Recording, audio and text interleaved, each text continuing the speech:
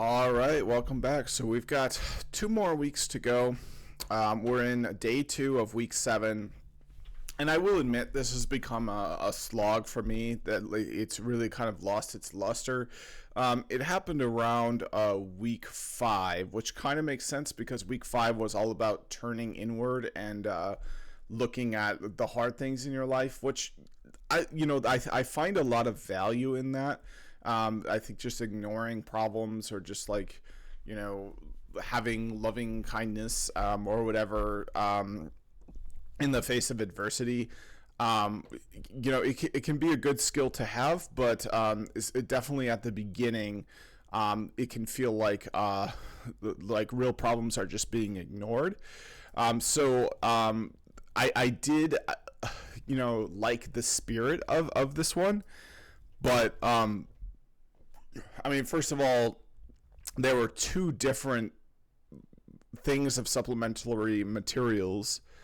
And yeah, it just turned into a slog. It turned into being really hard. And then week 6, I couldn't even get through all of it. I had to skip one of the readings, and I wasn't able to do all of the formal and informal. Now, part of this might be because I rejoined a community activity. I'm in a community orchestra kind of off and on, and I signed up for the new season.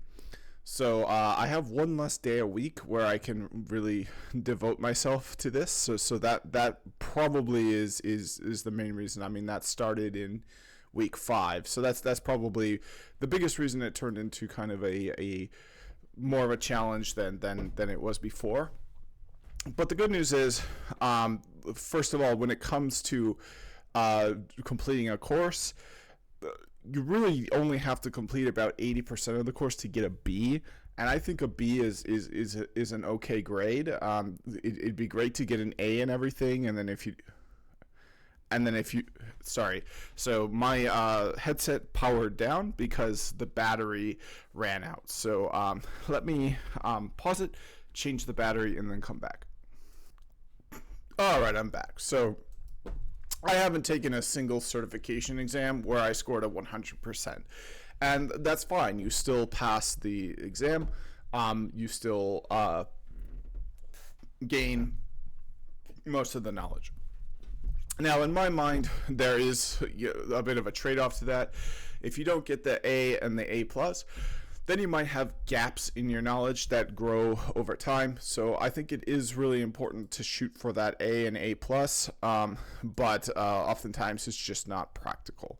But we can see that the goal for each of these weeks is to get the essence of the week. So even getting a grade that would be more like a C or a D is probably enough to get the essence. So I definitely am ready to work on week 7. All right, so let's log another informal to start off. It'll just make me feel like I'm making more progress. So informal is about using these acute, ready to use in the moment tools. So the first tool is simple awareness. So let's do a quick brush up on what that tool is. Now the site is pretty well organized. It's got just about everything. It's got the practices, it's got resources, and then it's got it's got the course outline, but it is missing a section, and that section I would call tools. And in that section, we would have the simple awareness, mindful eating, stop, turning inward, and walking. So, unfortunately, the best way to find those tools, I think, is to use the search function. So, if we search for simple awareness, now we can get the informal practice log directions for that. We can also see that it was part of week 1 in both the first and second result here. So if we search for it on this,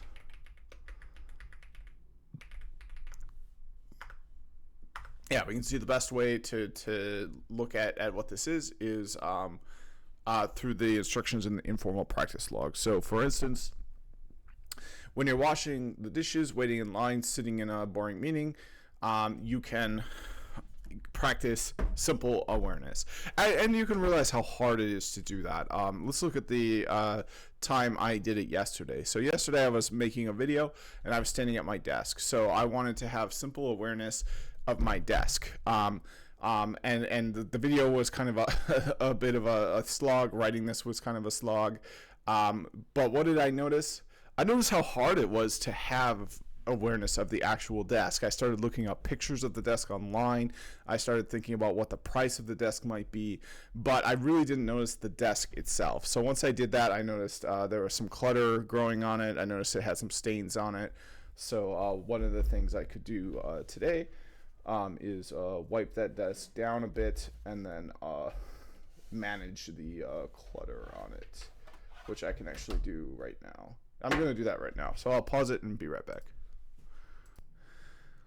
All right, I'm back. So that clutter is managed much better now, which is the power of mindfulness. If you're only looking at pictures of the desk, if you're only thinking about the price of the desk, and you're not looking at the actual desk itself, then you won't notice the real present in the moment details of the desk. You won't notice that it's a bit cluttered, it's a bit dirty, and you won't have the opportunity to clean it. Now, if you have like a really good habit where you just can mindlessly clean your desk like every week or so, then when you use simple awareness, you might there might not be any clutter or stains on your desk, but this sort of exercise can help establish that sort of habit. All right, so let's do another one. You know what? I did that again. So what was the situation? What process did you use? So I used mindfulness awareness, or simple awareness.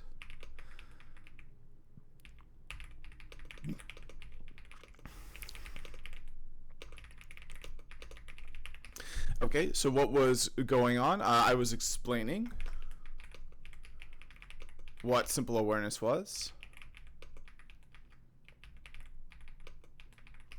What did you notice while you were doing the process? I noticed that I hadn't cleared the clutter on my desk. So I paused. So I paused the video and took the time, now that I have it, to clear up my desk. Alright, so what did you notice after you did the process? There's no longer clutter there. Oh, you know what? I can put my there's no longer clutter there, and there's a more prominent space for my desk whiteboard.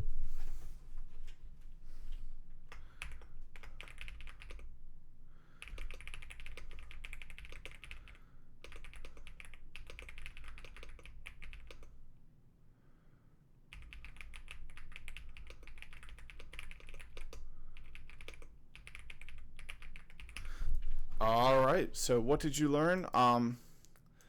I learned that mindful awareness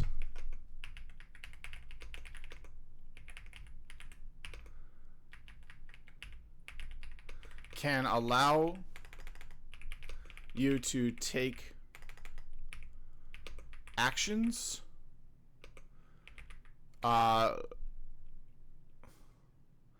you wanted to take before, but didn't have the time or energy. If you are aware,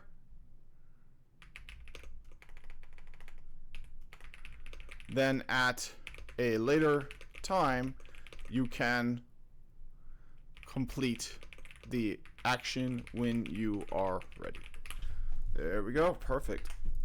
But if you're not, then it's and there's no cost to mindful awareness. as well, or and there's a benefit because you can start breathing better. All right, so there we go. That helps. So let me skip right to one of the supplemental materials, because this is kind of I think the crux of the issue when it comes to loving kindness.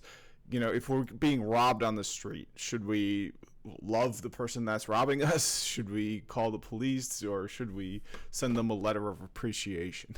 So this I want to, even though it's just a supplemental material, I want to get to this right now. And it looks like there's a paywall here, so I'll just do something special here and go to hobbies folder, information folder, and just go to a random site on the web, just like any other website. All right, and now let's read this. So the Pali word metta, based on a word meaning friend or friendship, mitra, is usually translated as loving kindness. This is a quality of mind or an intentional emotional stance of kind-heartedness, benevolence, and goodwill. It can arise at any time in relation to any object. One might feel loving kindness when gazing at a pet, hearing a favorite song, or thinking of a good friend. It is natural to feel this emotion towards some people and not others, in some situations and not others, or only when when one is in certain moods. Multiple factors condition what arises in experience at any moment, and accordingly, sometimes metta is present in the mind and sometimes not. And remember, metta basically means friend or friendship or loving kindness. The Buddhist practice of loving kindness meditation, or metta bhavana, literally causing loving kindness to be in Pali, encourages the development of metta. Metta bhavana asks you to first evoke and then sustain a benevolent attitude for many moments at a time, thus encouraging it to arise within you steadily and without interruption. The practice has the effect of blocking out hatred, since love and hate cannot exist in the mind at the same time, and strengthening the roots of kindness within you. In metta bhavana practice, you can call to mind a person toward whom you already feel friendly and repeat phrases that support a benevolent intention for that person, such as, may they be happy, may they be well, may they be free from harm. Gradually, you expand the field from that person to include friends, relatives, acquaintances, strangers, and eventually all beings. And this is where it gets controversial. May they be happy, may they be well, may they be free from all harm. Somebody who murdered your entire family, like what do you do about that? So hopefully, yeah, so here we go. Wait a minute. All beings? Does this mean we have to love Hitler or someone I'm not familiar with? Probably, thankfully. It's a so excess violence and corruption marked a notorious emperor's reign in first century Rome. So another example of Genghis Khan. And truly, there are people alive today whom we don't like and whom have shown themselves to be undeserving of our respect and goodwill. Do we have to direct our loving kindness to them? Yes, the Metta Sutta says, toward everyone without exception, and Anna Vazesa, but I have a feeling there's a cop-out. Metta is to be directed toward all beings, Sabbe Sada, who have come to be Sabbe Bhuta, with a mind unbounded toward the entire world. Sabba Lokta, with no holding back, no loathing, no foe. even people we don't like. But why? Simply stated, meta practice is not about them, it's about you. Oh yeah, I've heard this before, because basically you don't want to here's the cop out, right? Because you have to have a cop out, right? If you're not, like, if you send these people like a letter of appreciation, if you like willingly go to their like camps, or you like, become a victim willingly to show them loving kindness, you can protect yourself without an intense vitriolic hate. Like, you can make plans to escape a really truly dangerous situation. You can defend yourself without hating someone. You can even probably enact a lethal defense without hating someone. It'd probably be unpleasant in the moment, but it's about this. It's about you. You do not love other people because they deserve it, or because there might be a spark of goodness in the heart of others. The practice of loving kindness is for cleansing your own mind stream. So what do you think about? Screw that guy, screw that guy, screw that guy. Don't think about like why? Like think about the things you enjoy. Think about what you're gonna do today. Like it's just, having that occupy so much of your mind, assuming, with the caveat, I would say, that you are protected from being a victim of this circumstance or person. There's a point where you just have to move on and not let them live in your mind rent free.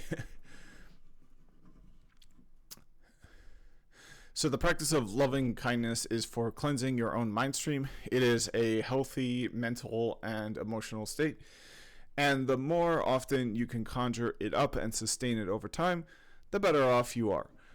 While radiating loving kindness in all directions to all beings, without exception, your conscious mind is bright and luminous, dwelling in a holy or godlike state. I don't know what that means. It means Brahma Vihara, and your consciousness mind, your unconscious mind, very important distinction there, is being subtly transformed such that you are becoming a kinder person, one who will be more disposed to respond with loving kindness in the future. So kind of what brings to mind is a quote from, I think, a famous singer who had a rough background, and the quote was, "The best revenge is success." Yeah, that was a really so it looks like Frank Sinatra was the first to say it, the first to be credited to it, but I think I've heard other people say it as well. So if you're just stewing in it, screw that guy, and that's all you can think, and you can't have a good life as a result, then they won. They got more than just victimizing you. They got the kind of a lifelong hold in your mind.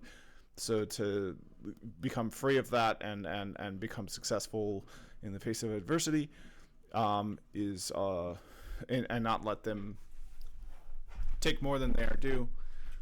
That is a good outcome. That's the cop out.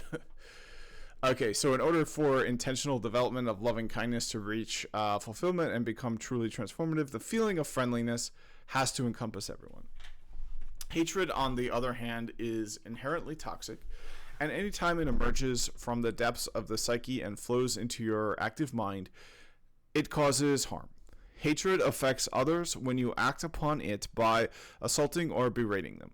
The state of hatred itself also causes lasting damage to the quality of your own character.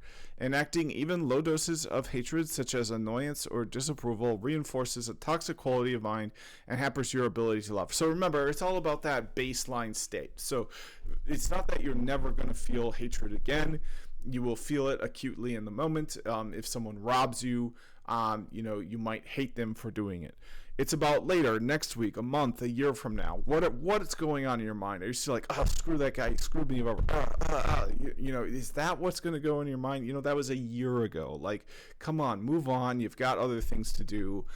Crack open a textbook, get a tech cert, like do something more productive than just think about this admittedly, bad situation that happened. Like, it's like in the moment, yeah, you felt intense hatred, and I think that was probably fair. But that was a long time ago, and it's time to get back to a baseline state that makes sense for living a good life. To just constantly be experiencing hatred, I don't think can. I think it's that baseline state of mental bliss is lowered if that's the case. There's a lot that is wrong with our world, but attacking the things we don't like with malice will always lead to harm in the long run. The Buddha offers the image of a person thrusting a torch at someone upwind. The intention is to harm the other, but the torch holder is the one who gets burned. Yeah, exactly. So if you just have this smoldering hatred for someone that's no longer in your life, who's that going to affect? Probably not them. Loving kindness is the antidote to hatred. That is why cultivating it is so beneficial. The practice is about your being able to access and cultivate the healthiest parts of your life without allowing anyone to obstruct that. Why should the indisputable fact that someone is a jerk or even a monster drag you down and prevent you from becoming a better person? And the answer to that, in my opinion, is because you're a victim. Like, I feel like a victim. Let's take a moment and look up victim blaming. So I think victim blaming is a huge problem in society. Victim blaming is when the victim is held responsible for the harm they experienced, either partially or completely, instead of the abuser. So to say to a victim, just let go, just have loving kindness, holds the victim responsible for the harm. They need to get over it. They need to come up with better coping strategies. And if their abuser is out there in the world abusing time and time again, you're just playing cover for the abuser. You're focusing in on this victim, and they don't need your attention. The abuser needs the attention of society to make sure that they're not able to continue their abuse. So I think this kind of, I'm really sensitive to this idea of victim blaming. I think it's really I think it's a really, let me talk to ChatGPT about it quick. All right, so the concept, man, my voice extension isn't working. Oh, man, okay, well, that's too bad. What about Maya? Who's Maya? Let me try managing my extensions here. And then we'll look for any extension that has to do with ChatGPT. All right, we'll just say chat, and then search for that. Yeah. So let's remove this extension. Unfortunately, that's my favorite extension, but we'll remove it because it's not working anymore. Okay, and then we'll refresh this. And yeah, so now we don't have any capability for voice. So let's look for a new extension. Chat GPT voice dictation extension. So voice. So let's try reinstalling it. That might help.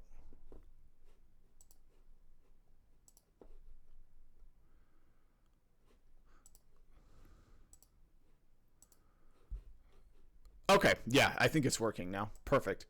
So Okay, thank goodness you're back. Okay, good. So, yeah, there was a problem where this extension wasn't working. It's a voice dictation extension, but it's working now, which is amazing. I might have to toggle some settings here quick, but that's okay. Oh yeah, let me toggle some settings. We're back now. Everything's perfect. Okay, so so here's the deal. I'm learning about loving kindness, and I jumped right to an article in my course that is just an extra credit article, not even a part of the course, because what I was really wanting to know is should we extend loving kindness to the jerks of our world? And I gotta be honest, I'm kind of left for wanting more after reading this article. Now I've got a few more sentences to go, but they asked a question in the article. The question was, why should the indisputable fact that someone is a jerk or even a monster drag you down and prevent you from becoming a better person? And I agree, with their points. It's like, yeah, why should you dwell and stew on something bad that happened to you that was so long ago? Like, in the moment, like, the answer is obvious because something bad happened, and it makes sense to have that reaction. It's a normal, healthy reaction. But a year from now, 5 years from now, 10 years from now, there's a point where this person is taking more than their due with their bad action. They're living in your mind rent free, and it's time to move on. I get that.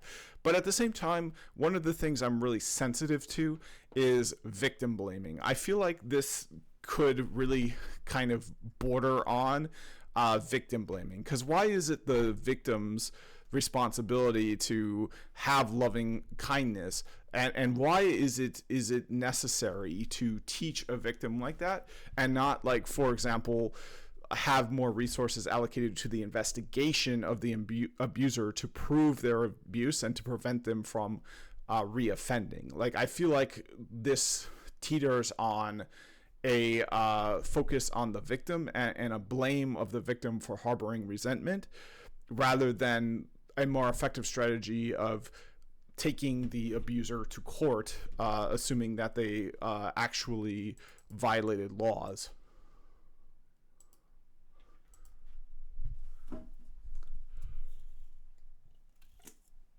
I hear your frustration, and I think you're raising some very important points about the balance between personal healing and systemic accountability.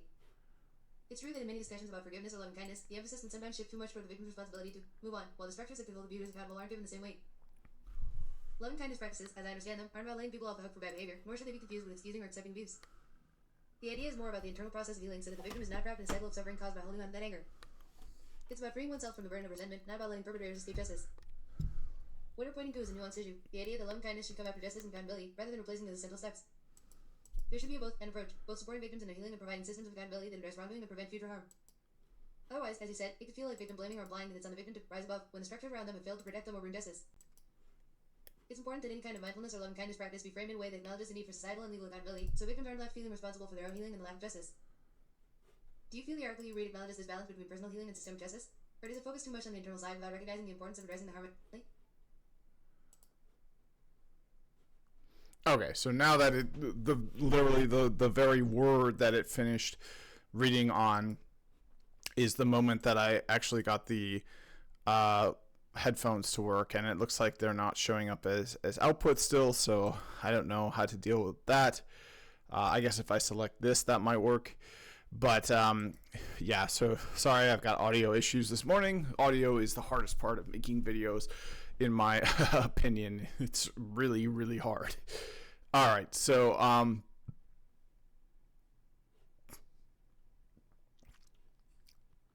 yeah, so here's the key here. It's important for any kind of mindfulness or loving kindness practice to be framed in a way that acknowledges the need for societal and legal accountability, so victims aren't left feeling responsible for their own healing and the lack of justice. So you do have, it does make sense, in my opinion, to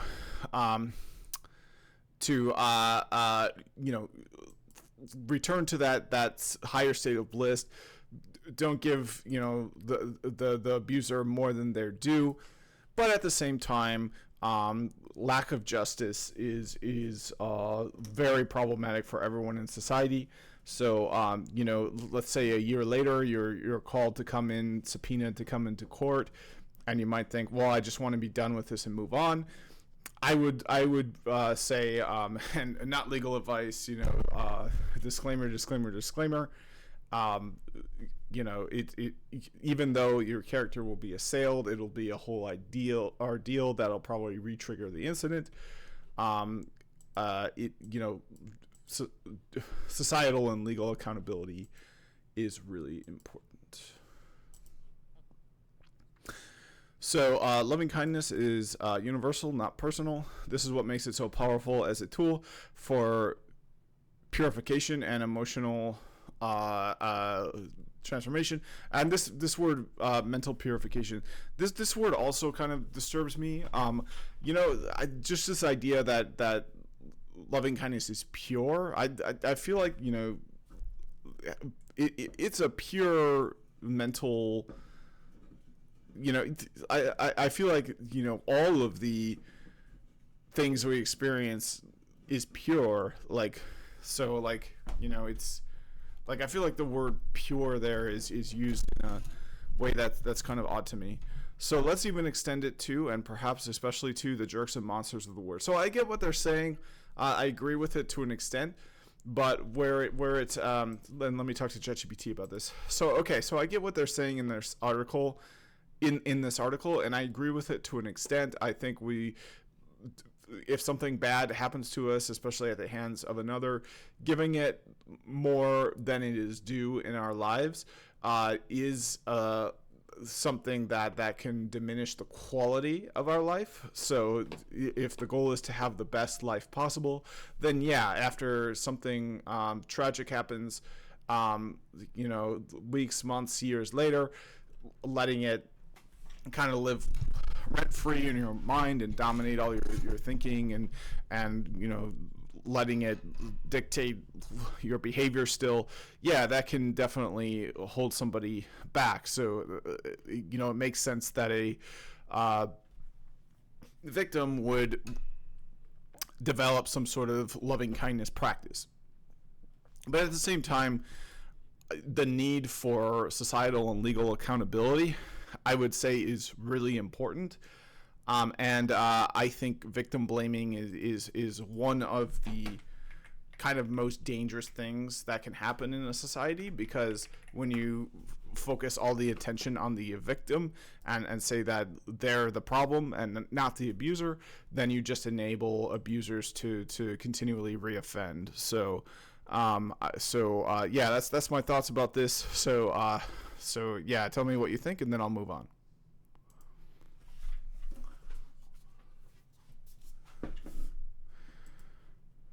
And it's not coming through. Oh, here we go. On one hand, as you pointed out, it's true that holding on to pain for too long can diminish the quality of life. The internal work of releasing resentment through something like loving kindness practice can be a powerful way to regain control over one's emotional landscape, freeing oneself from mental rent that harmful individuals may occupy.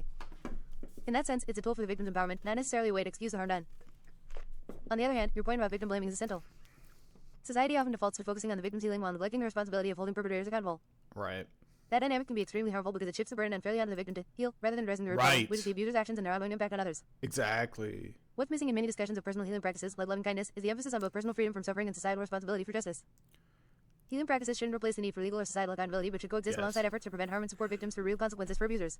Exactly. Without accountability, the cycle of abuse continues, and it sends a dangerous message that victims are somehow at fault for their continued suffering. Yes. Ultimately, loving kindness and similar practices can be a valuable part of recovery, but only if they come with recognition that it's not a victim's sole responsibility to rise above trauma while societal structures remain unchanged. Does this align with where you're in thinking about loving kindness and justice?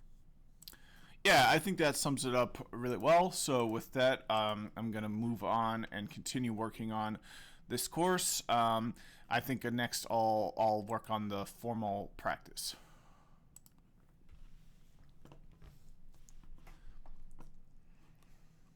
That sounds great. I'm glad you're feeling ready to move on with the course and dive into the formal practice. If you want to reflect on anything as you go through it, feel free to reach out. Enjoy the process. All right, so let's look at the formal practice next. All right, so we got a lot, and we're 2 days behind now. Oh man! So let's do the loving kindness meditation, and first let's change all the dates. there's going to be, and then I'm losing Sunday as well, probably. I've just got a lot on my calendar right now. 30 days has September. All right. So yeah, this is rough. The 29th. Okay. So yeah, I'm on track. So let's do the loving kindness meditation. 13 minutes. Thank goodness. Oh my God. Okay. So the loving kindness meditation, sometimes known as metta prayer, is traditionally done for successfully wider circles of caring, beginning with yourself. Because so many of us are so self-critical that it can be difficult to find loving feelings for ourselves. This meditation begins with the person who you know to be loving towards you, and only after you do bring focus to yourself, then successfully widening the circle of goodwill to those closest to you, then those you feel neutral toward, and then those with whom you have difficulties, and continuing outward until that includes all living beings. So let's do the video with the closed captioning and knock this off. This meditation can be done in any position and begins by taking a moment to be aware of any thoughts or feelings you may be experiencing right now, acknowledging how things are for you right now. And when you're ready, beginning to bring awareness to body, feeling your feet, legs, hips, lower and upper body, arms, shoulders, neck, and head.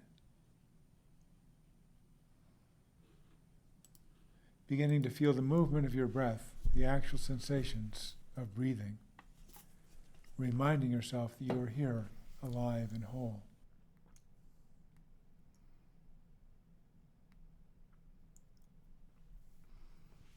When you're ready, you might bring to mind the image of a person you know or you've known in your life to be loving and kind to you, someone who easily evokes feelings of warmth and love. Could be a spouse or a partner, parent or family member, a mentor or a close friend. Someone who's been good to you, helps you feel safe and whole, whose caring easily emanates from them to you. And if a person, past or present, doesn't come to mind, maybe someone who you know to be inspirational may come. Someone it is easy to imagine sending wishes of well-being to, wishing them well. And if it feels right, imagining saying to them, "May you be happy, healthy, and whole." And while you're saying this, picturing them receiving your wishes for them, seeing them close to you, hearing your whispers of goodwill. May you have love, warmth, and affection. May you be protected from harm and free from fear. May you be alive, engaged, and joyful. And may you experience inner peace and ease. You may have your own words and wishes for them, so feel free to use words that resonate with you.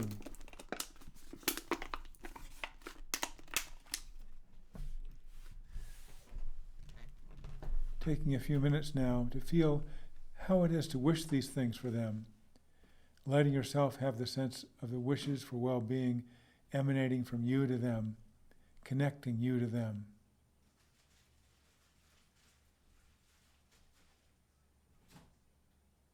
Noticing how it feels inside you as you send these wishes of well-being to this person you love or care about.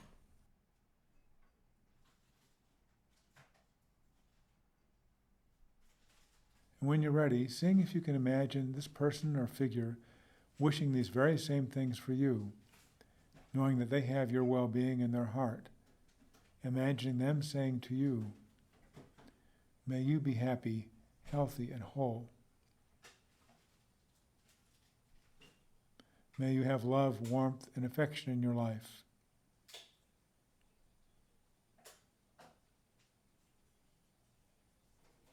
And as you imagine them saying these words to you, imagine them close to you, feeling their presence in unconditional love, As they say, may you be protected from harm and free from fear. May you be alive, engaged and joyful. May you experience inner peace and ease.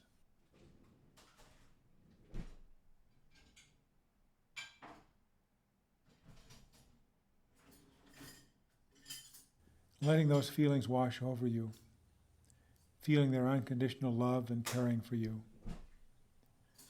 Letting the feelings of love and safety grow in you, knowing there is nothing you have to do to deserve these feelings and wishes, that they are given freely, without condition.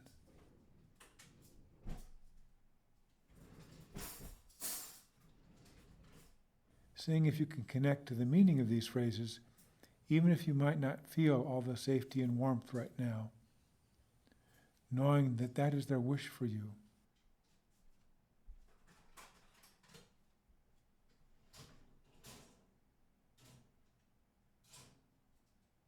And now, seeing if you can have these wishes for yourself, hearing yourself say to yourself,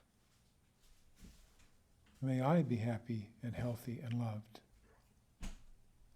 May I be safe and protected. May I be alive and free. May I experience inner peace and ease.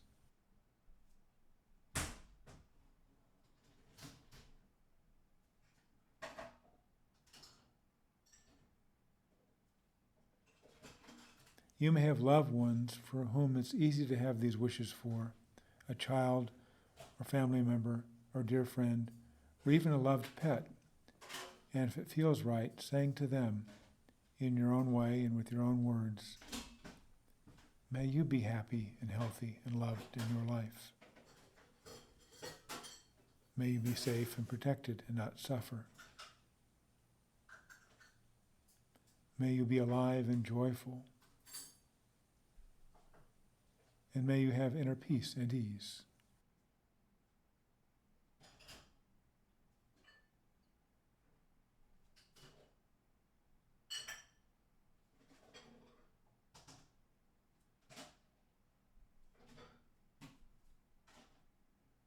And if it feels right, seeing if there are others in your life you can extend these good wishes to, a friend, a coworker, a neighbor, saying to yourself, to them, may you be happy and healthy and loved in your life. May you be safe and protected, free from harm. May you be alive and joyful. And may you have inner peace and ease.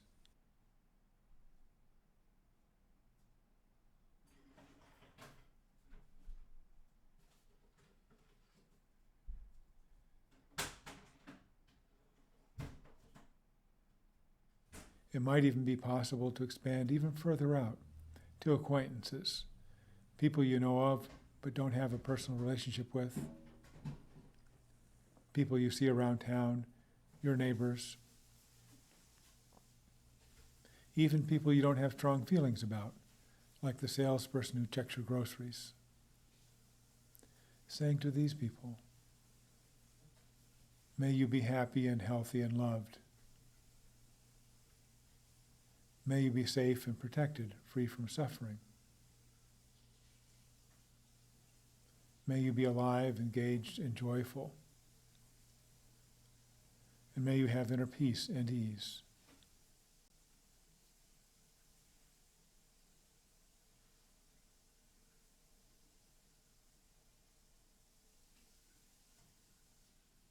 And even if the wishes aren't infused with the same warmth and love as they were with a loved one, seeing if you can extend the wish without the expectation that it should make you or them feel in any particular way, connecting with what these wishes represent, keeping these people in your awareness as you send these good wishes, wishing for them to be healthy and whole, wishing for them to have aliveness and love in their lives.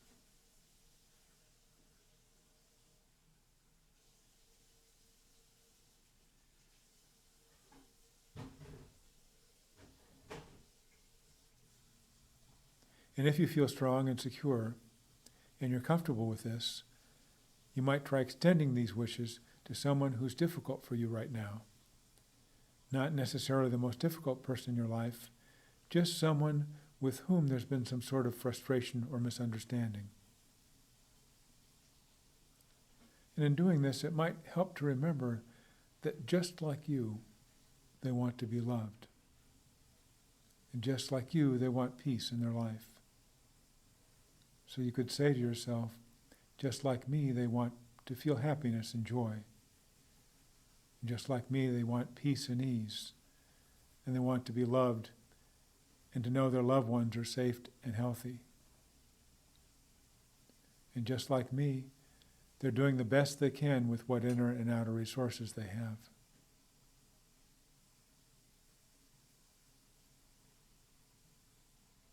And if this feels possible to you, silently saying to them, may you feel peace and ease. And maybe remembering that if this were really true for them, they would certainly be easier to get along with. May you have love and warmth in your life. May you be happy, healthy, and whole.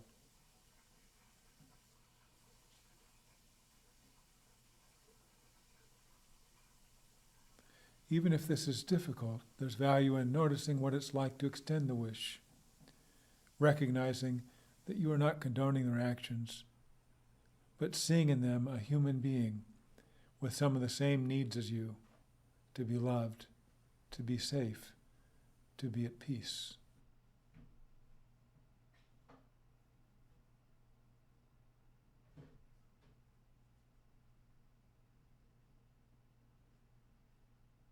And if this is possible, remember the circle that began with yourself and the persons that you love the most, your family and friends, extending that circle to include all the many people you don't know and who may live far away in other countries or cultures, and saying, may you be happy and healthy.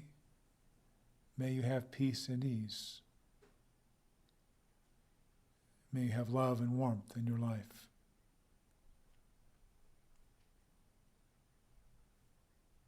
You could even imagine extending these wishes to include the animals and plants, all life on our planet and beyond, including ourselves, and saying, may we all be happy and healthy. May we all be safe and protected. May we all live together in peace, ease, and happiness.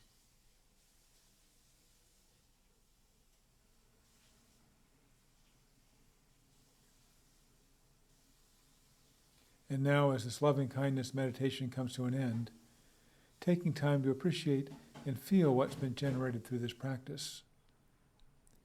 And even if there have been difficult parts of this practice, knowing that this practice has the potential to increase your sense of aliveness, of connection, and of belonging.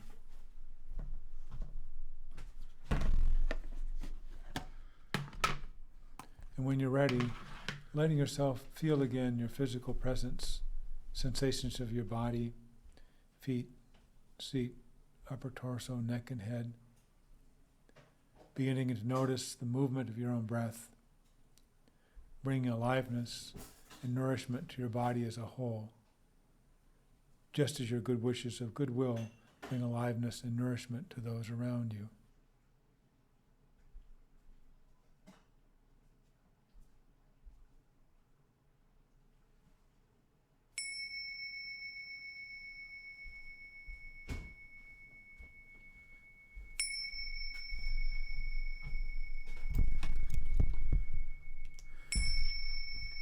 All right, so we got 3 bells there. I don't know if there's a 4th. I think there's only going to be 3. So the bells aren't important. It's just the exercise. 10-minute simple meditation. Now, he said you can do it in any position, so I did it in the position of cleaning up my kitchen and throwing out a recipe that did not go well at all. A biohazard. I needed a hazmat suit. So this is very doable. I'm feeling a lot better.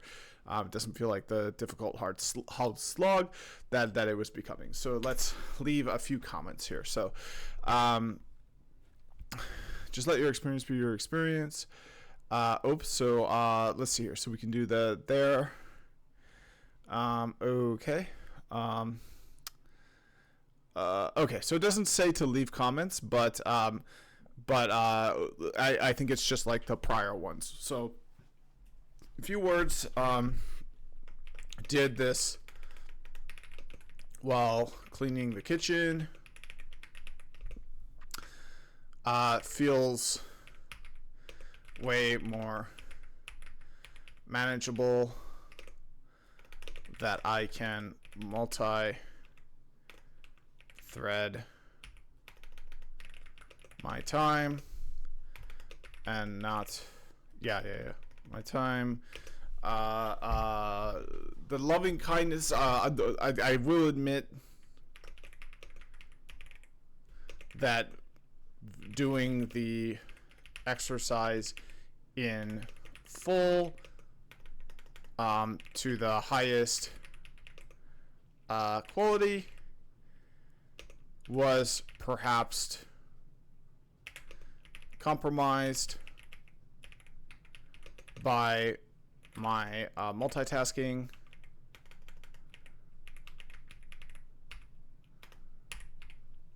But I don't think I'm ready yet to spend time thinking about problematic figures such as Sean P. Diddy Combs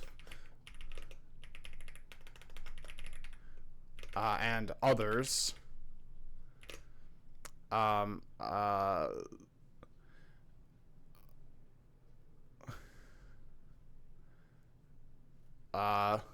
And definitely not to practice extending loving kindness to them.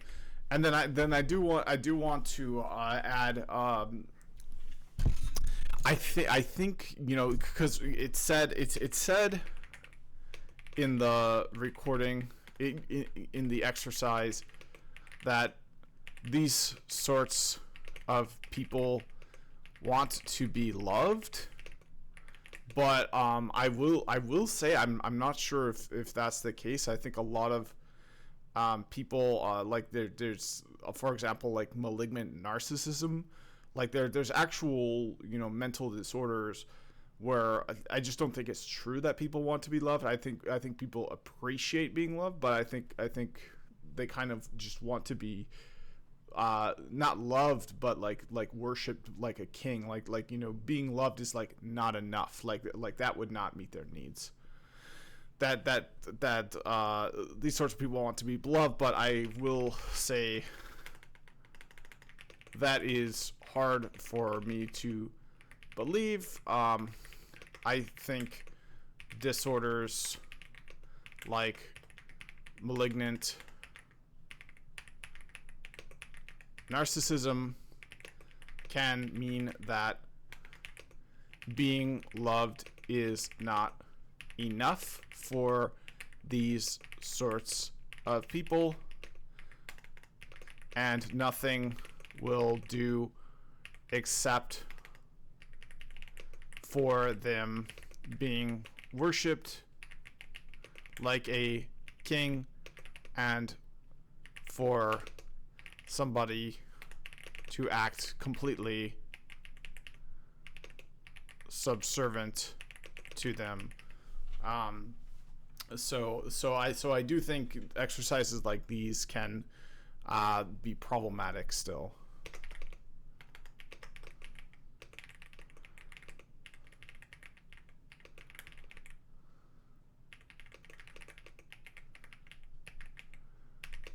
All right, and let's engage with ChatGPT on that. So we're gonna copy everything and just put it right into ChatGPT. Oh, and we've got angry, or we've got popcorn kernels. I don't know what this is about, but it's really cute, so I'm clicking on it. There's cute noises and cute things, so I clicked on it. All right, that's enough for me. So let's put this in, and so your reflection on your reflection on loving kindness meditation is quite yeah. insightful. It seems like you're balancing practical multitasking with the intention to cultivate compassion, but it also brings up some resistance regarding difficult figures. Yeah. The tension you're feeling around extending loving kindness to figures like Shauna, Diddy Gomes, and others you see as problematic is understandable, especially when considering the concept of malignant narcissism and how challenges related to love and compassion are universally effective. Yes. Loving kindness meditation can feel particularly challenging when extending it to people we perceive as harmful or unreachable.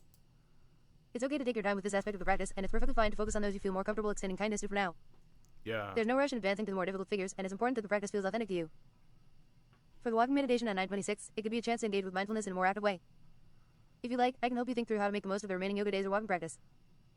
How did you find combining mindfulness with cleaning the kitchen? Would it be helpful to apply mindfulness in more multitasking activities?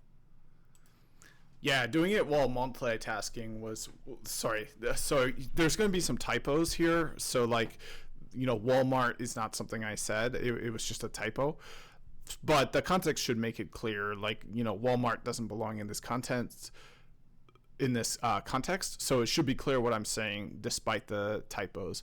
But anyways, like it is helping a lot to engage with it in an active way and to multitask. It makes it very doable for me. And you're right, like, the intention isn't to immediately start out with some of the most problematic figures in history. It's to take it one at a time and really feel what it's like to feel that loving kindness. So you start with someone that there are no issues there. So it's I think it's helpful. I think it's worth doing, and I think multitasking especially makes it a lot more doable. The other exercises I'll get to when they come. So that's a good point that you made, that it's an exercise. It's like weightlifting, so you don't start your weightlifting by trying to set world records. You try to find that Goldilocks zone where it's doable, but it's a little bit challenging, but it's not so challenging that it's going to ruin your joints or leave you so exhausted that you can't come back during your next planned session. So, and then so that it's not so easy that you just never actually progress. So it's about finding that Goldilocks zone. And I do think that people universally like love and compassion and receiving it. I just think that people receive it in different ways, and the vast majority of people receive it in the way that this exercise imagines they receive it. But I think there are people really outside edge cases that like legitimately do not receive loving kindness and compassion in the way that someone trained in this MBSR would expect them to. I think, or this MBSR, mindful-based stress reduction. And sorry, there are these typos here, but it should be clear what I'm trying to say. I'm trying to say mindfulness-based stress reduction, but the acronym is a typo.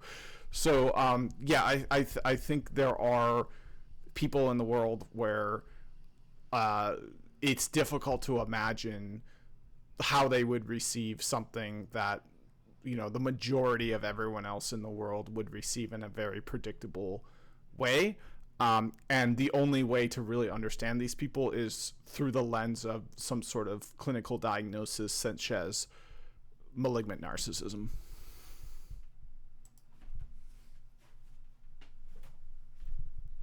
I understand what you're saying, and it's great that you're finding ways to integrate mindfulness into your daily activities, like multitasking during chores. It makes the practice feel more accessible and manageable, which is key to making it sustainable in your life.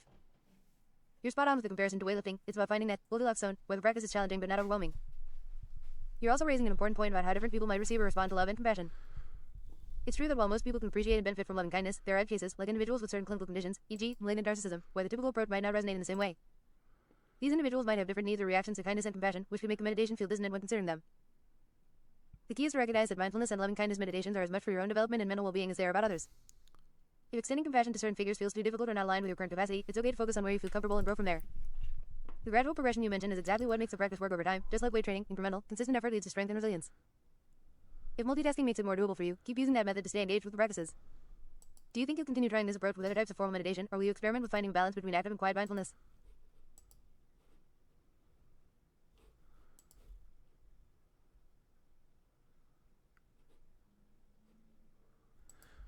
Well, I've only got 2 weeks to go, so I'm going to do my best to get an A in the remaining weeks. I think I've gotten an A in weeks 1 through 5, but for week 6, I definitely got a B. So I'm going to do my best to close this out for these next 2 weeks. So that's all my thoughts about this. Thank you so much for the conversation. Let's move on now. I'm going to hang up this conversation and keep working on the course.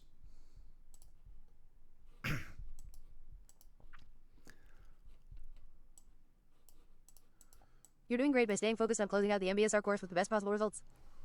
I'm glad our conversation helped. Best of luck with the next 2 weeks. Let me know if you need anything else. All right. So the next step will be the mistake I made in the first week was starting these practices late because they take a lot of time. So if you let them pile up, it's just you're gonna have to skip some of them, and that happened to me in week 6. So let's get ahead on the walking. Let's actually put this down for something I'm gonna do today, and then I can adjust all these dates here, which will make everything way more doable. All right, and then what we'll do is the reading, and we'll try to do one of these all the way through right now. So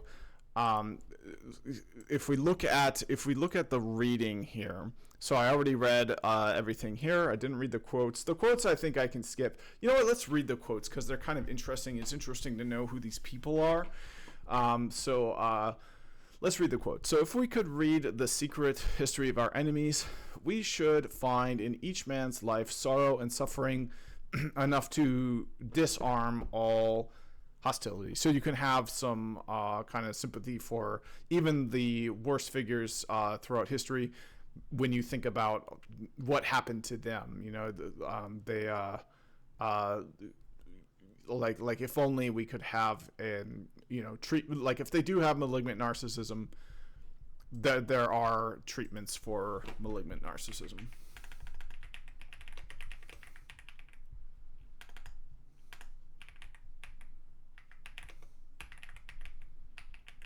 So if only they had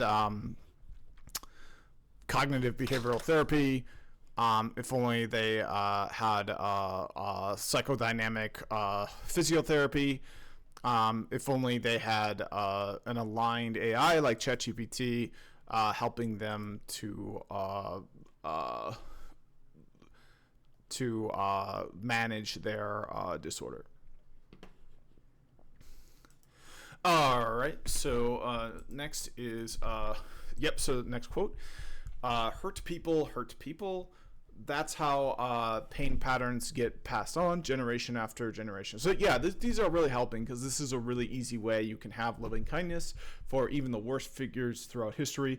You can be mindfully aware of the situations and circumstances that might have led to them, being so problematic, and then we can think about, especially in the age of AI. I mean, I wasn't going to be the next I don't have malignant narcissism, but here I am doing Mbsr as a big skeptic of it. So it's we have very unique, somebody with malignant narcissism, not me,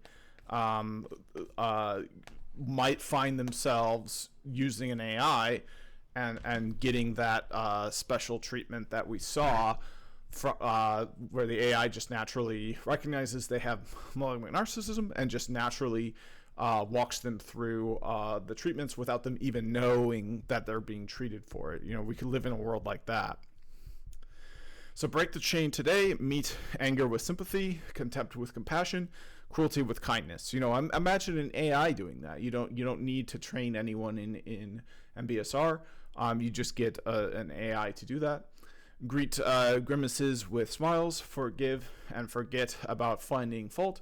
Love is the weapon of the future. So this to me is why I'm really optimistic about AI. Even in my own experiences in AI, it's just so nice to say something and then have just a machine be like, oh, that's interesting, like, have you thought about this, like, that's, it's just like, it's really good to have a conversation, even if it's a little bit superficial. To love our neighbors as we love ourselves means also to love ourselves as we love our neighbors. It means to treat ourselves with as much kindness and understanding as we would the person next door who is in trouble. Loving kindness is a deep knowing that every individual's life is inextricably interwoven with all of life, and that because of that connection, we need to take care of one another. Not out of sloppy sentimentality or a sense of obligation, but out of wisdom that recognizes that when we care for others, we are really caring for ourselves. So one thing I think I can do to kind of hack this idea of having loving kindness is, as I said, like, there's really problematic figures. A great example is Shauna P. Diddy Combs. And I hope this doesn't show up on my he's probably going to show up as a person mentioned in this video, but we can see that he's currently dealing with charges for racketeering and all sorts of things, where it might be a bit hard to extend loving kindness given these allegations. But I think a way you can hack that is, as I mentioned, malignant narcissism. If he's a malignant narcissist, if he has some kind of disorder, you can you can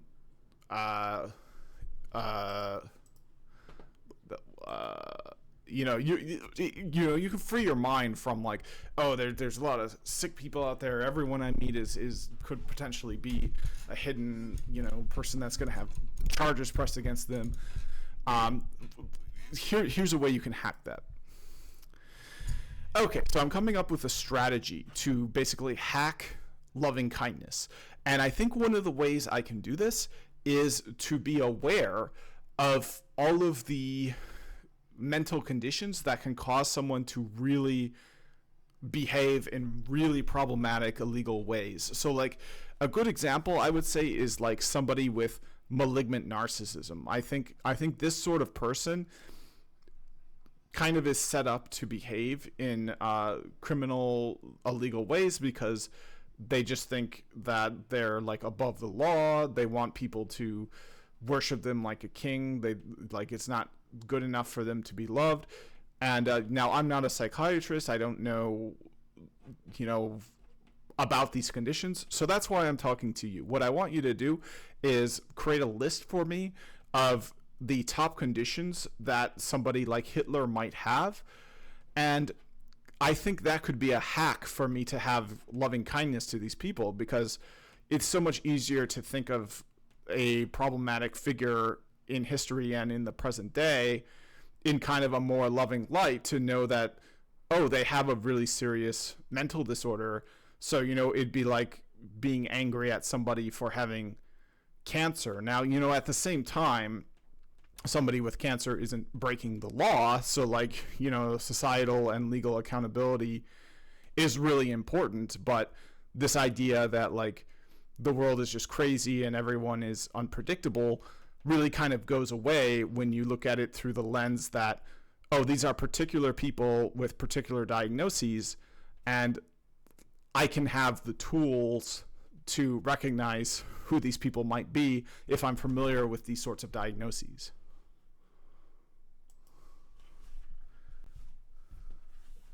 This approach you're describing, using awareness of mental conditions to cultivate understanding and love and kindness, can be a powerful way to humanize those who engage in harmful behaviors, especially when it comes to individuals who have historically or presently committed atrocities. Yeah. While this doesn't excuse their actions, it can foster empathy by acknowledging the role mental health may play in their behavior. Here's a list of some psychological and personality disorders that can be associated with harmful, illegal, or destructive behaviors. These conditions, when severe and untreated, can drive people to behave in harmful ways. However, not everyone with these conditions engages in illegal or violent behavior. Context, upbringing, and environment all play crucial roles. 1. Malignant narcissism traits: grandiosity, lack of empathy, need for admiration, willingness to exploit others, extreme entitlement. Why it leads to harm? Malignant narcissists may feel superior and believe they are above the law. They often seek to dominate others, show callous disregard for their well-being, and can become enraged when their dominance or superiority is challenged. Historical example: Adolf Hitler, who exhibited extreme grandiosity, lack of empathy, and the desire to be worshipped. 2. Antisocial personality disorder, ASPD, traits: disregard for the rights of others, impulsivity, deceitfulness, lack of remorse, and violation of social norms. Why it leads to harm? People with ASPD often have no regard for the law or for societal rules, and they can rationalize harming others if it serves their own interests. Historical example: many dictators and leaders of organized crime groups have shown signs of ASPD. 3. Psychopathy traits: similar to ASPD but with more emphasis on lack of empathy, superficial charm, and cold, calculated behavior. Why it leads to harm? Psychopaths often engage in manipulative, deceitful, and sometimes violent behavior with no guilt or remorse. They can be superficially charming, which helps them manipulate others. Historical example: some suggest that leaders like Joseph Stalin exhibited psychopathic traits, showing callousness and cruelty without remorse. 4. Paranoid personality disorder traits: extreme distrust and suspicion of others. Alright, so I think this does make sense as like a quick way to hack, extending loving compassion to problematic figures, because, just thinking of them as people who act that way because they have a condition like an illness, something like that. It's like, it's easy to have compassion for someone going through health struggles, but I feel like it's kind of problematic because I think the vast majority of people with these diagnoses aren't Hitler. It's like you can have a personality disorder and not be considered evil, right? And I think in most cases it's probably the victims who have these disorders rather than the perpetrators, because having a disorder like this doesn't give you an advantage or like a place of power to commit crimes. It takes your power away and makes you more vulnerable to being a victim. So although I see this as being something that probably can help, it's probably kind of a little bit problematic and can kind of go the wrong way to just thinking that like anyone who's a little bit unsavory has some sort of big disorder. It's like, I feel like it's problematic. Do you agree? Like, how can it be like assign a letter grade to this like conversation and this style of thinking and this idea of like hacking, and tell me like what an A+ would look like for a new sort of mentality if it's not this.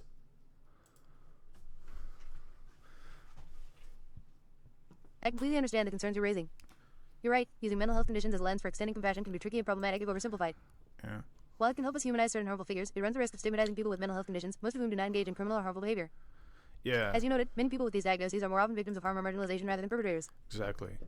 Here are a few key areas where this approach could go wrong. Overgeneralization. Not everyone with a personality disorder or mental illness engages in harmful behavior. Yeah. Assuming that someone who acts unsavory has a disorder can stigmatize people who are living with those conditions but are not harmful. Victimization versus perpetration. Many people with mental health challenges are more vulnerable to being taken advantage of or harmed rather than being perpetrators of harm. Viewing them solely through the lens of potential criminality can perpetuate harmful stereotypes. Exactly. Oversimplification of human behavior. Human behavior is complex, and attributing harmful actions solely to a mental health disorder oversimplifies the many factors, social, cultural, personal, that contribute to such behaviors. Dismissal of responsibility. While understanding someone's mental health challenges can foster empathy, it can also risk excusing harmful behavior or diminishing personal accountability. Mental illness doesn't absolve someone of their responsibility for their actions.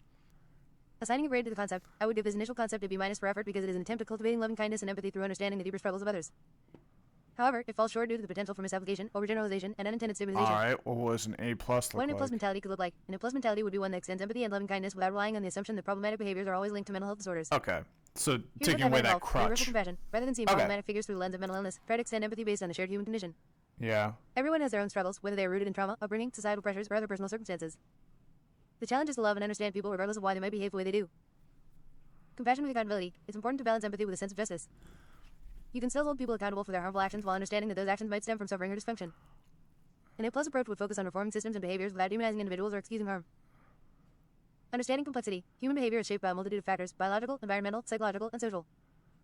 Rather than jumping to conclusions about someone having a mental illness, try to approach people with curiosity and an understanding of the complexity of their experiences. Ask what might be driving their behavior without making assumptions. Focus on systems, not individuals. Often, harmful behaviors arise from systemic issues, poverty, trauma, inequality, rather than from inherent qualities in individuals.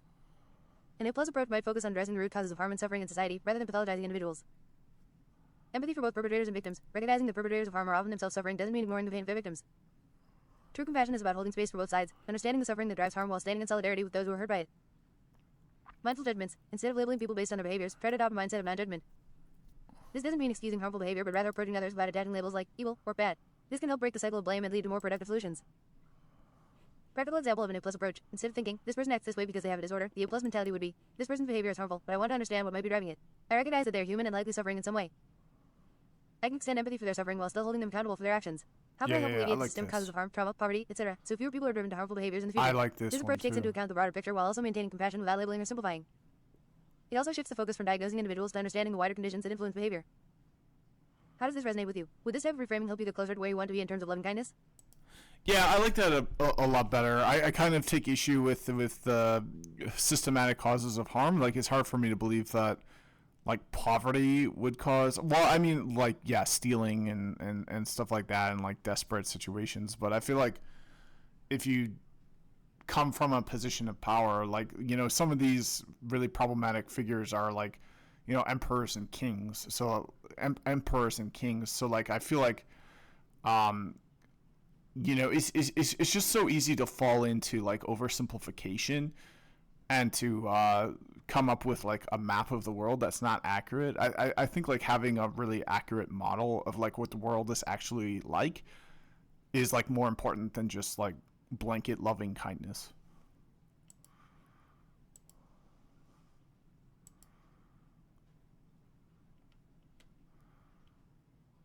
You're touching on something really important, the need for an accurate model of the world that can account for complexity without oversimplifying it. It's understandable that blanket explanations like system causes might feel reductive when we're dealing with people in positions of power who commit atrocities. Yeah. The behavior of such figures often doesn't arise from desperation or poverty, but rather from different motives like greed, control, or ideological extremism. Creating an accurate model of how the world works, especially when trying to cultivate compassion, requires acknowledging that people's actions come from a combination of personal, social, and situational factors. For example, someone in a powerful position like a dictator or king may be driven by ego, historical context, or a sense of destiny, rather than basic needs or survival. Yeah, and then the thing is, like, I feel like a really accurate way to think... Sorry, and there are some typos, but it should be clear what I'm saying in context. But I feel like the most accurate way to think about most people is that, like, everyone around you is awesome. And, like, it's really not likely that you'll run into somebody that's, like, really problematic. And, like, if you do, it should be, like, somewhat clear.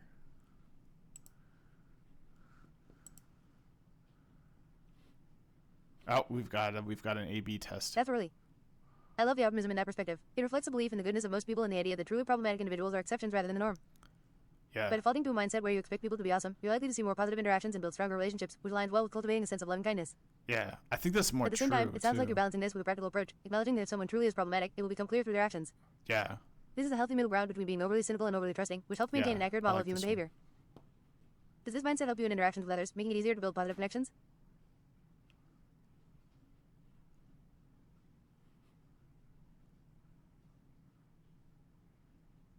Oh, it was reading the other one, it looks like.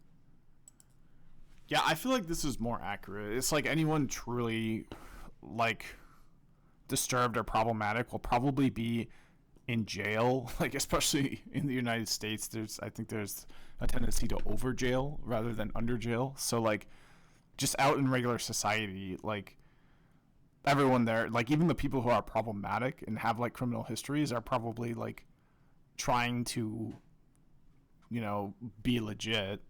So yeah, I feel like this is kind of the best way to look at the world. It's like, basically, there's like a 90% or higher chance that, like, everyone you meet, even, like, complete strangers, are, like, pretty awesome.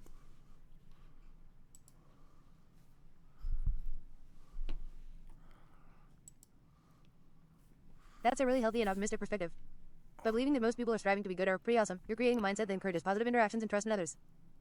It's also a realistic take, given the context of over-incarceration in places like the U.S., where many of those who pose significant risks are often removed from society. This way of thinking also supports a more relaxed, open approach to life, reducing anxiety about encountering harmful individuals and allowing you to focus on positive connections. It seems like you landed on a mindset that balances realism with a generous, compassionate view of others. Does this approach help you feel more aligned with your goals around kindness and understanding? Well, it's just a good way to operate in the world, because I just, like, as I said, I think the most important thing is to have an accurate mental model. And I feel like this is, like, the most accurate, because when you think about it, it's like somebody who's truly, a disaster, like they're going well, I don't know. There's a lot of people that aren't held accountable for their actions and just kind of like Sean P. Diddy Combs, we've talked about, and he's been doing this stuff for like decades. So it's not perfect, but who's gonna like bump into Sean P. Diddy Combs on the street, right? It's like just an average person on the street is gonna be pretty awesome.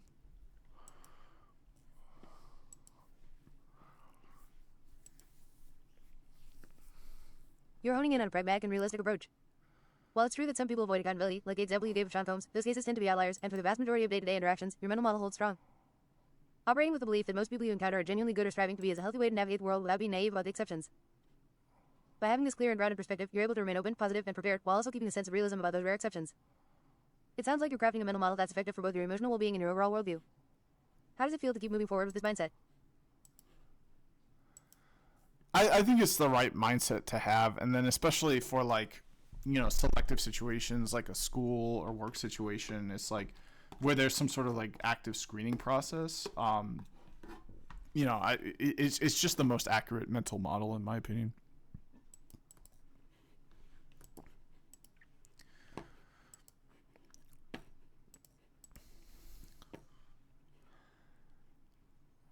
It sounds like you've refined a mindset that works well for navigating both everyday life and specific environments like school or work, where there's already a level of vetting or screening. This positive yet grounded approach helps you focus on the good in people while recognizing the problematic individuals are the exception, not the rule. By applying this mental model, you can interact with others from a place of trust and openness, All especially right, in let's move on from that, and let's do the walking meditation instructions. So we'll be doing this as the formal practice. So meditation is a practice of presence that you can bring alive in all settings and activities. The formal training in walking meditation can be particularly valuable for helping you to cultivate an awareness of your embodied experience in each moment, allowing you to bring your body, heart, and mind together as you move through life. Begin by choosing a place, so I'll choose the walking trail behind my apartment, an indoor or outside walking path about 10 to 30 paces long. I could probably do a 10 pace long in my apartment here, even though it's a one bedroom. Start by standing still and sensing the weight of your body at your feet, feeling your muscles supporting and stabilizing you. Your hands can be in whatever position is most comfortable, resting easily at your sides, folded gently in front of you, or at your back. In the stillness, remain relaxed and alert. As you begin walking, start at a slower pace than usual, paying particular attention to the sensations in your feet and legs, heaviness, lightness, pressure, tingling, energy, even pain if it's present. For the walking practice, this play of sensations, rather than the breath or another anchor, is often the home base for our attention. Be mindful of the sensations of lifting your feet and of placing them back down on the floor or earth. Sense each step fully as you walk in a relaxed and natural way to the end of your chosen path. When you arrive, stop and pause for a moment. Feel your whole body standing, allowing all your senses to be awake. Then slowly and mindfully, with intention, turn to face the other direction. Before you begin walking, pause again to collect and center yourself. If it helps, you can even close your eyes during these standing pauses, often called standing meditation. As you're walking, it is quite natural for your mind to wander. Whenever it does, you might mentally pause, perhaps noting inwardly the fact of thinking, or even where your mind went, planning, worrying, fantasizing, judging. Then gently return your attention to the sensations of the next step. No matter how long you've spent lost in thought, you can always arrive right here, bringing presence and care to the moment-to-moment sensations of walking. During the walking period, you might alter your pace, seeking a speed that allows you to be most mindful of your experience.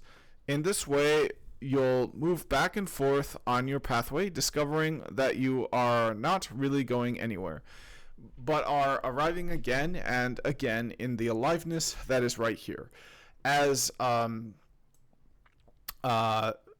Taich Nat Han teaches the miracle is not to walk on water, it is to walk on this earth with awareness. So some common questions. What do I do if a strong experience arises? The grip of fear, awe, or wonder in natural beauty, a wave of grief. It's good to pause in these moments and acknowledge the experience that is calling your attention. Stand still and bring the wings of awareness, mindful presence, and a gentle, kind heart to whatever is here. You might mentally note with a soft whisper, fear, awe, sorrow. When the experience is no longer compelling, resume your walking practice with a clear, present attentiveness. Can I follow my breath as I walk? What about listening to the sounds around me, taking in the sights? Ultimately, the purpose of walking meditation is to calm the mind and the mind-nan, whatever that is. So there's a missing space here.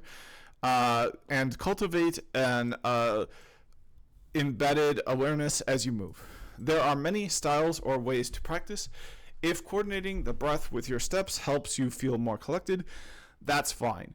If opening all your senses, including sounds, images, sensations throughout, and missing another space, the body, allows you to be full present as you move, then that too is skillful.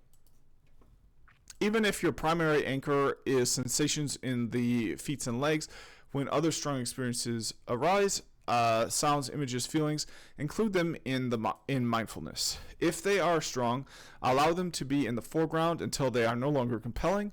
Then resume by again resting your attention on the sensations in the feet and legs. My mind is so distracted I can't keep my attention on sensations. What do I do? Just as with sitting meditation, we have strong conditioning to be lost in thought.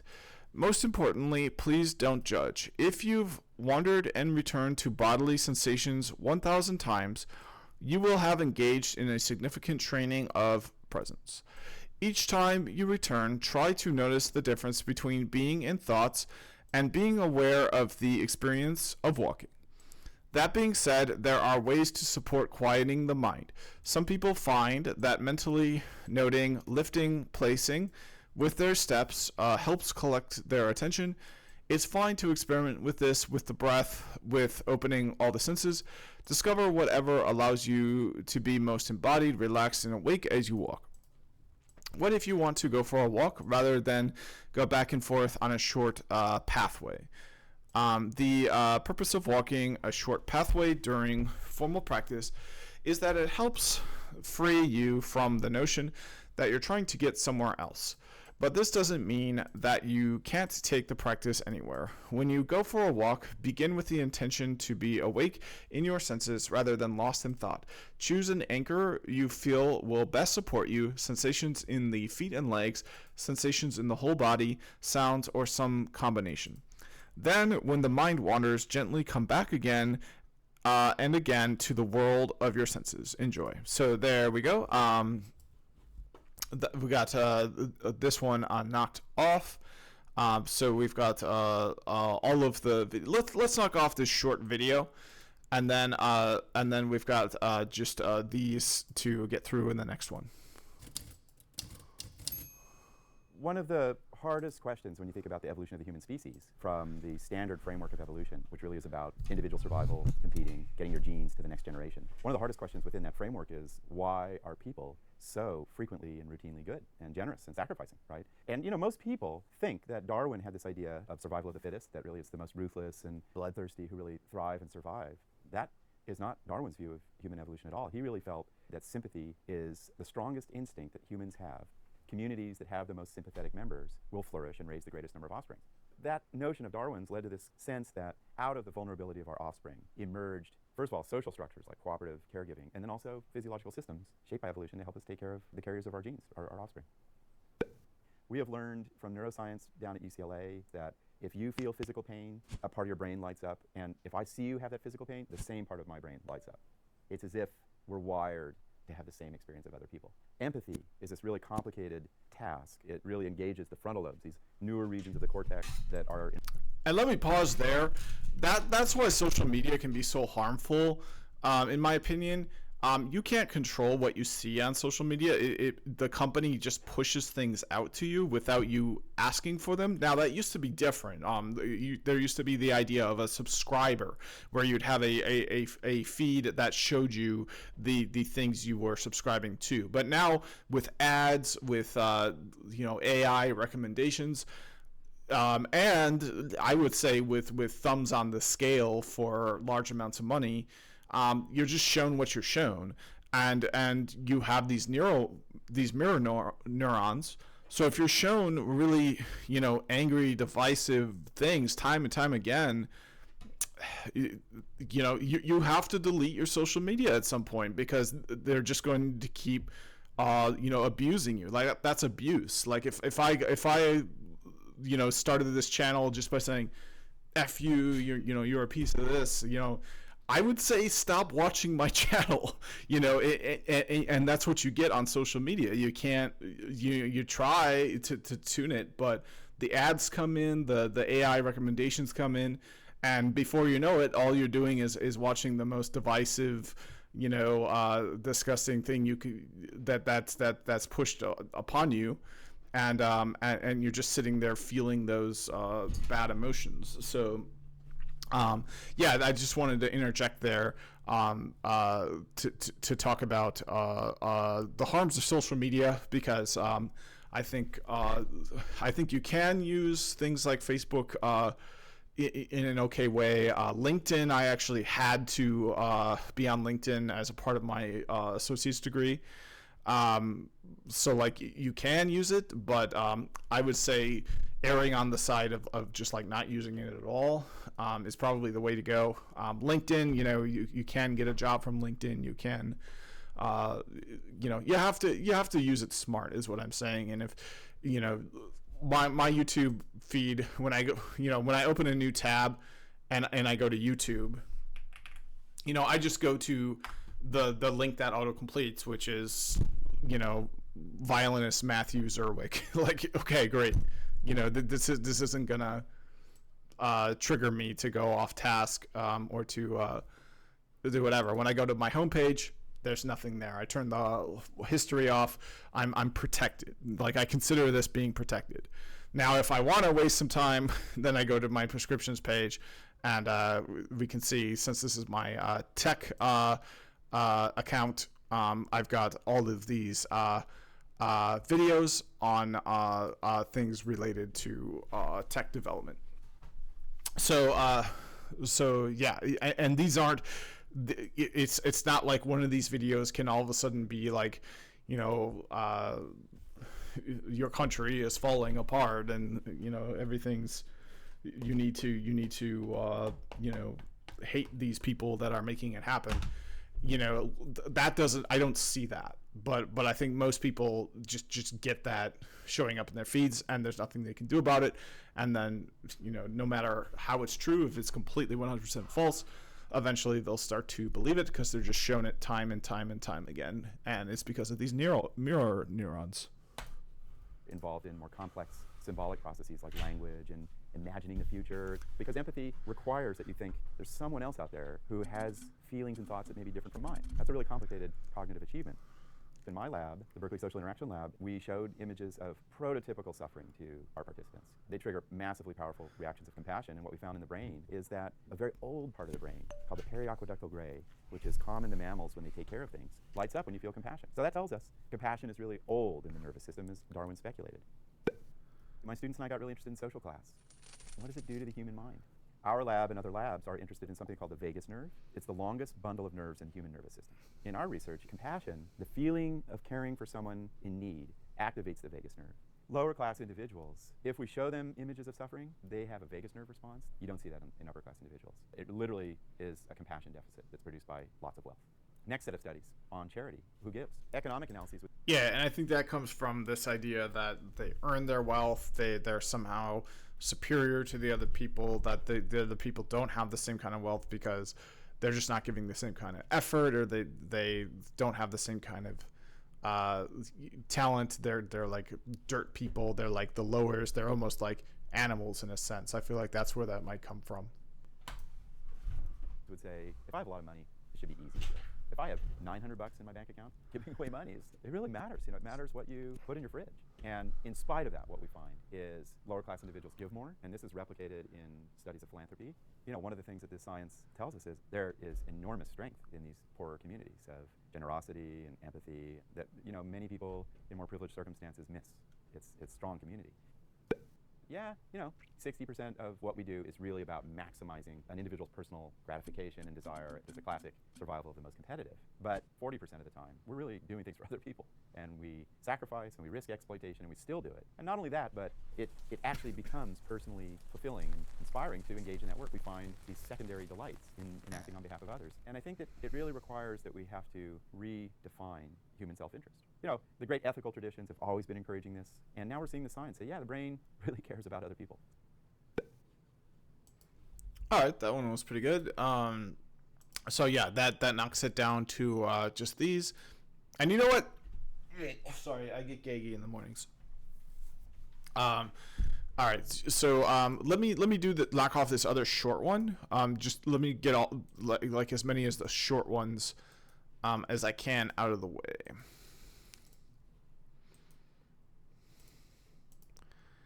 So there we go. Yep, so this is a 2-minute one. Let's get this done. Now, I remember one yoga teacher who used to say, put your right arm over your left and hug yourself. And then she said, now put your left arm over your right and hug your evil twin. So part of this practice of radical acceptance revisited is knowing that whatever arises, whatever we can't embrace with love imprisons us, no matter what it is. If we're at war with it, we stay in prison. But I often have encountered, it's been now, since Radical Acceptance, like about 13 years since it's come out, the biggest fear I encounter is if I try to embrace myself, if I try to bring this wing of allowing and compassion to myself, I'll never get better. I'll never be a better person. In fact, it's indulgent. I'll only become more of that person I don't like. That's the fear of radical acceptance. How many of you can relate to that? That if I start loving myself unconditionally, I'll get worse? Can I see? I mean, it's really natural. We wouldn't stay so hard on ourselves if we didn't think it worked, okay? But I often quote Carl Rogers, psychologist Carl Rogers, who said it wasn't until I accepted myself just as I was that I was free to change.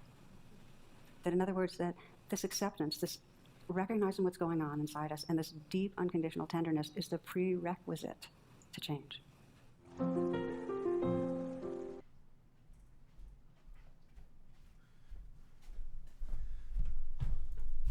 All right, so yeah, it's all about change, right? So like having the best habits, having the best goals, having that mental state in your life be one of blitz rather than one of vitriol and seething. You know, there's not enough time for that. Life is very short.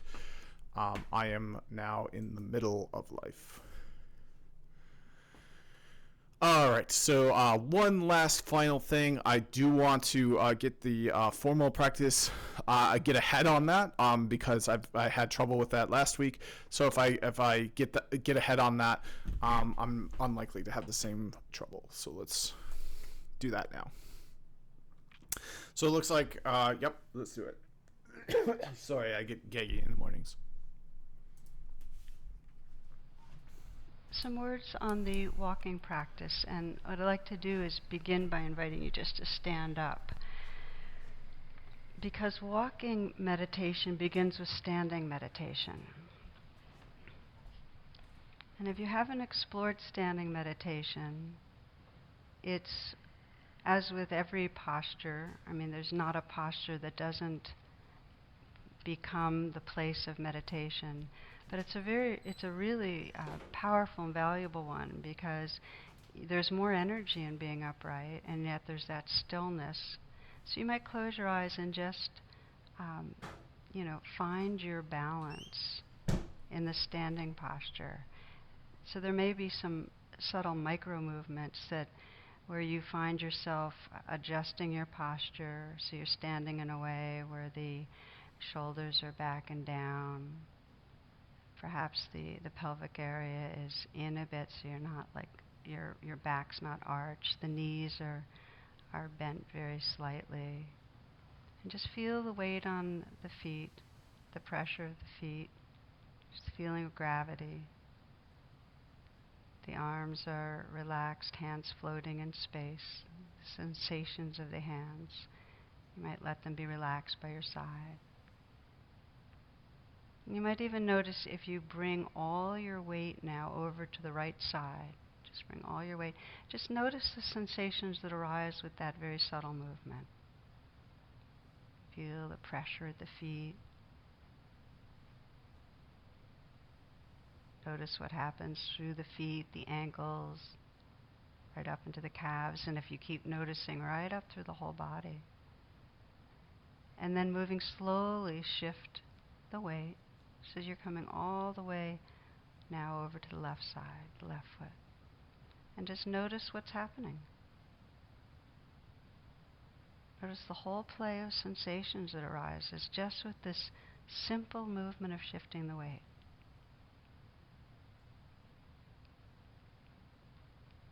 And then gently come back to center. And again, standing meditation. You might let the attention sweep through the whole body again, feeling softening at the back of the knees. You might loosen the belly a little. Relax the shoulders back and down.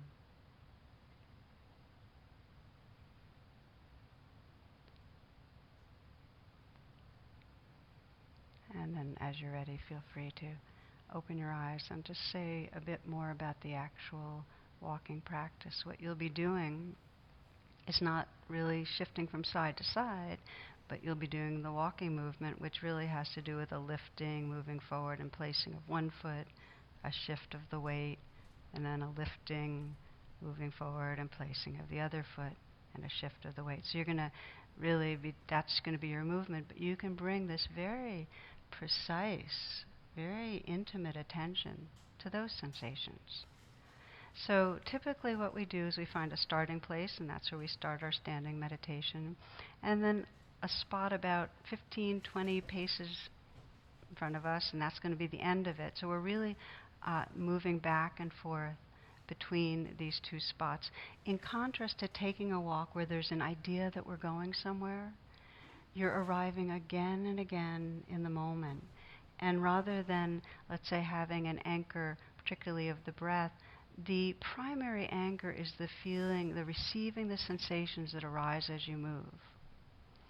You can be very, very precise and feel the sensations right in a certain part of the feet, the ankles, the calves, or you can feel the sensations of the whole body moving through space. You'll be walking at the pace that most allows you to be present with the sensations.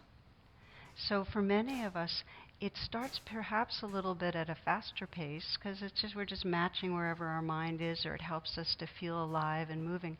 And you might find it naturally slows down so that you can pick up more and more. I find that for myself, just in general, if I go half as fast, I experience twice as much. That's just like in life, you know. But it's same thing with walking. You'll find you experience more. But you don't have to like think, oh, well, walking meditation, and you have to go into this very slow zombie thing where it's, you know, and then you feel like, where's my balance? And it can get wacky. So pay attention to your own body, your own needs. A couple of other pieces on this. It's really wonderful to walk outside, to find your walking place outside. The attention with mindfulness can be very, very narrow. It might be just at the feet. If it helps you to widen the attention, to sense and let the other senses be awake, that's great. You know, sense colors, forms, the feeling of the cold on the cheeks. You know, let it be a sensory experience. But you'll find you'll be more concentrated if it's very specifically on the sensations that arise. So again, you're the contemplative artist. You choose. Does it help you to open the attention wide and take in the sky and the sounds of the birds? Does it help you to narrow it and say, okay, stepping, stepping, stepping? Feel what serves you. The best instructions I've ever gotten is just simply enjoy. Really, enjoy. Relax back into awareness, enjoy the sensations and the life that arises.